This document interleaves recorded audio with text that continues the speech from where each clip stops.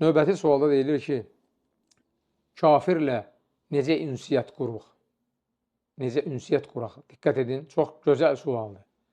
Deməli, əziz müsəlmanlar, kafirlərin də özlərinə məxsus haqları var.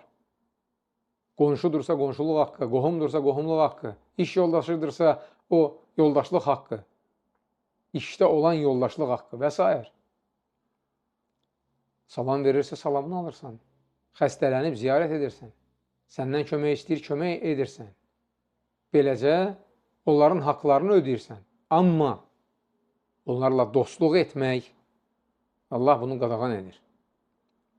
Dost yalnız Allahı sevib, onun buyruqlarını yerinə yetirən, ona boyun əyən mömin insanlara aiddir. Vəssalam.